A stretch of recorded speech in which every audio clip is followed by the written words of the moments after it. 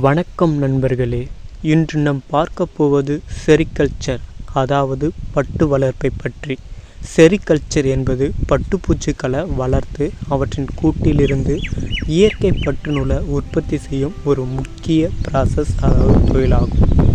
இந்த செயல்முறை முதலில் மல்பெரி செடிகளை வளர்க்கணும். எதற்காக மல்பெரி செடிகளை வளர்க்கனா, பட்டுப்பூச்சிகளுக்கு முக்கிய உணவே மல்பெரி இலைகள் தான். முட்டிலிருந்து வெளிவரும் பட்டுப்பூச்சிகள் மல்பெரி இலைகளை உண்டு வேகமாக வளர்கின்றன.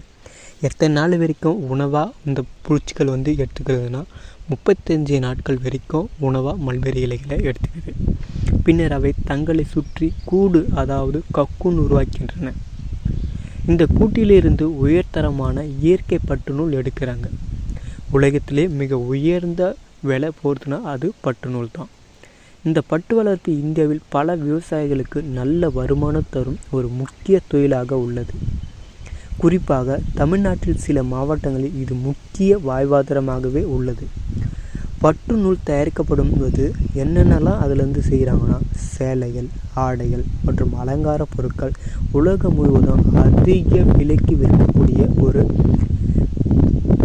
பொருள்னா இந்த பட்டு நூல்லேருந்து எடுக்கப்பட்ட பொருட்கள் தான்.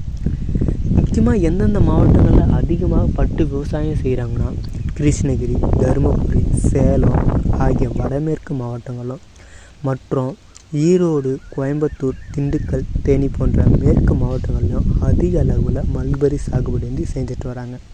இதுதான் செரிகல்ச்சரை பற்றி அடிப்படை தகவல். இது போன்ற பயனுள்ள தகவலை தொடர்ந்து தெரிந்து கொள்ள எங்கள் சேனலை சப்ஸ்கிரைப் செய்யுங்க.